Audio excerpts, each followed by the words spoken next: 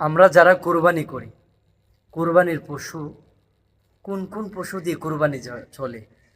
উট, গরু, মহিষ, ভেড়া, দুম্বা, ছাগল, এইগুলি দিয়ে কোরবানি চলে।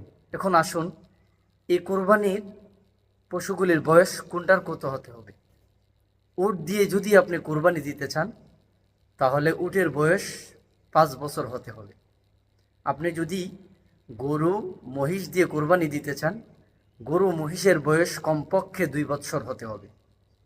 আপনি যদি ছাগল, ভেড়া অথবা দুম্বা দিয়ে দিতে চান, তাহলে কমপক্ষে 1 বছর হতে হবে। হ্যাঁ, যদি 1 বছর না হয়, যদি 6 মাস হয়, 6 মাসের দুম্বা, ভেড়া, খাসিটাকে 1 বছরের মতো মোটা তাজা বোঝা যায়, তাহলে এটাকে আপনি কোরবানি করতে পারবেন, কোনো সমস্যা নেই। অতএব আমরা সব দিক খেয়াল করে আমরা হৃষ্টপুষ্ট এবং সুন্দর দেখে কোরবানির পশুগুলি আমরা ক্রয় করব।